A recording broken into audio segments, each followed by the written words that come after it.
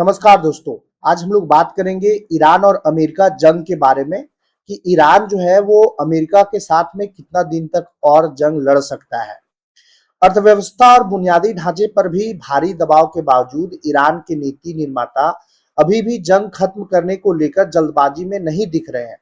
Iran शायद यह दिखाना चाह रहा है कि जंग की दिशा अकेले अमेरिका नहीं तय कर सकता।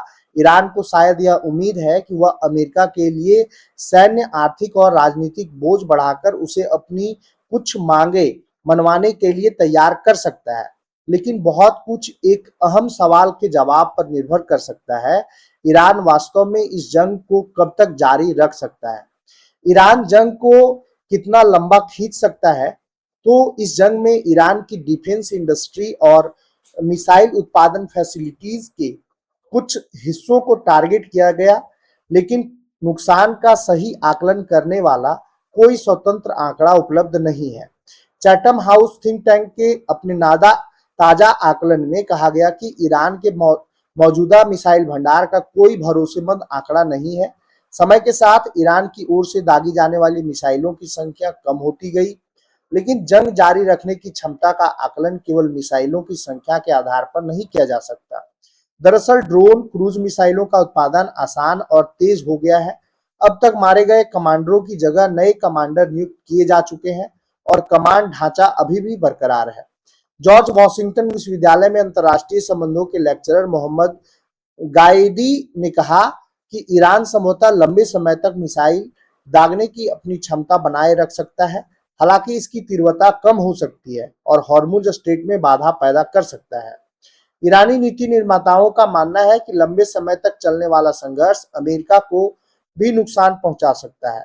ईरानी मिसाइलों और ड्रोन को रोकने में अमेरिका के डिफेंस रिजर्व का कुछ हिस्सा खर्च हो गया है और कुछ अमेरिकी अनुमानों में चेतावनी दी गई है कि इन हथियारों की भरपाई जल्दी नहीं हो सकती।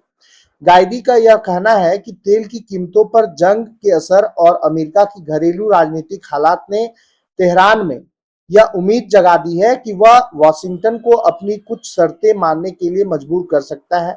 घरेलू स्तर पर रिपब्लिकन मतदाताओं के बीच राष्ट्रपति ट्रंप का समर्थन मजबूत बना हुआ है, लेकिन सर्वे इस संघर्ष को लेकर अमेरिकियों में लगातार बढ़ते असंतोष और इस चिंता को दिखाते हैं कि ट्रंप युद्ध के अपने मकसद को हासिल नहीं कर पा रहा है। अगर तेहरान का अनुमान सही है तो ईरान के लिए ये जरूरी नहीं है कि वह अमेरिका को सैन्य रूप से हराए, बल्कि एक लंबा और अधिक खर्चीला युद्ध भी दबाव डालने का एक तरीका हो सकता है। फिलहाल ऐसा कोई संकेत नहीं है कि केवल सैन्य दबाव के कारण ही ईरान जंग रोकने के लिए मजबूर हो जाएगा। ईरान की अर्थव्यवस्था कब तक टिक पाएगी, इसकी अनुमान जो है वो अभी कोई नहीं लगा पा रहा है। लेकिन जंग शुरू होने से पहले ही ईरान की अर्थव्यवस्था महंगाई, अपर्याप्त निवेश, अपनी मुद्रा रियाल में भारी गिरावट और व्यापक संरचनात्मक असंतुलन का सामना कर रही थी। विश्व बैंक के एक अनुमान के अनुसार 2025-26 वित्त वर्ष के दौरान ईरान की अर्थव्यवस्था में लगभग 2.7% की गिरावट आई और युद्ध ने नए दबाव पैदा कर दिए हैं। ईरान के सांख्यिकी केंद्र के आंकड़ों के अनुसार 12 महीने की महंगाई दर 62% तक पहुंच गई है। जंग से सबसे अधिक प्रभावित दक्षिणी प्रांतों में यह दबाव सबसे बुरा रहा है। उदाहरण के लिए होर्मुज़गान में महंगाई दर 101% से अधिक हो गई है। ईरान के उप श्रम मंत्री के अनुसार रोजगार मार्केट में जंग के कारण 10 लाख से अधिक नौकरियां खत्म हो गई हैं और लगभग 20 लाख लोग प्रत्यक्ष या अप्रत्यक्ष रूप से बेरोजगार हो गए हैं। अंतर्राष्ट्रीय मुद्रा कोष IMF का यह भी अनुमान है कि 2026 में ईरान की अर्थव्यवस्था में लगभग 5.4% की गिरावट आएगी और महंगाई दर 69% के करीब पहुंच जाएगी। जंग की अवधि और इसकी वजह से व्यापार और तेल निर्यात में जिस हद तक बाधा आ रही है, उसका बहुत बड़ा असर पड़ेगा।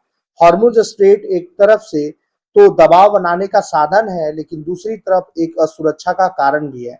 यानी इस मार्ग में बाधा से अमेरिका और वैश्विक ऊर्जा बाजार के लिए जंग की लागत बढ़ सकती है। वहीं दूसरी ओर ईरान अमेरिका की नौसैनिक नाकाबंदी और शिपिंग पर लगे प्रतिबंधों से ईरान के लिए तेल निर्यात करना भी और अधिक कठिन हो सकता है। हालांकि आर्थिक दबाव से बदलाव होना जरूरी नहीं है। गाइदी का कहना है कि निरंकुश सरकारें बेहद कठिन आर्थिक हालात में भी सालों तक टिकी रह सकती हैं। उनके अनुसार महंगाई, बेरोजगारी, ढांचागत असंतुलन असंतोष बढ़ा सकते हैं, लेकिन व्यापक विरोध प्रदर्शनों या सरकार के भीतर फूट पड़ने तक तेहरान की सैन्य नीति में कोई बदलाव नहीं हो सकता है। जंग को लेकर ईरान के अंदर अभी भी बहस जारी है। सबसे बेहतर क्या रास्ता हो सकता है, इस बात को लेकर ईरान में मतभेद है। संसद अध्यक्ष और ईरान के वार्ता प्रतिनिधिमंडल के प्रमुख मोहम्मद बगर गालिबाफ ने पहले ही चेतावनी दी थी कि ईरान को लगातार चलने वाले संघर्षों में नहीं फंसना चाहिए और उन्हें वार्ता के विरोधियों को आलोचना करना चाहिए। लेकिन संसद में ईरान के कट्टरपंथी प्रतिनिधि अमीर हुसैन साबिती ने कहा है कि भले ही अमेरिका ईरान की सभी शर्तें मान ले और समझौते पर हस्ताक्षर कर दे, फिर भी युद्ध होगा।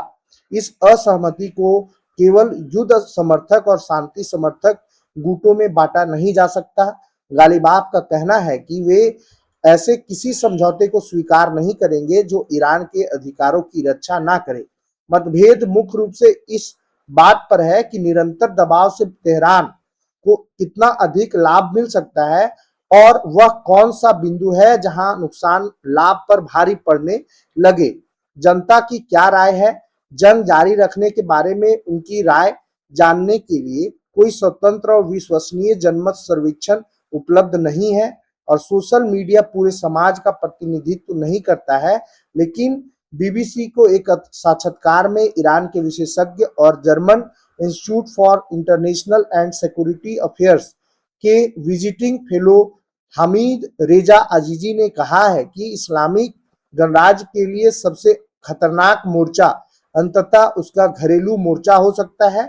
उनका कहना है कि इसका कारण भीषण महंगाई, आर्थिक समस्याएं और देश के बुनियादी ढांचे पर पड़ रहा दबाव है। जंग से बाहर निकलने की जरूरत बिल्कुल नहीं है। लंबे समय तक चलने वाले जंग से ईरान को क्षेत्रीय स्तर पर भी नुकसान उठाना पड़ सकता है। हाल के सालों में तेहरान ने खाड़ी के अरब देशों, विशेष रूप से सऊदी अरब के साथ संबंधों को सुधारने का प्रयास किया है। इन देशों में ठिकानों, बुनियादी ढांचे और समुद्री मार्गों पर लगातार हमले इन संबंधों को उलट सकते हैं।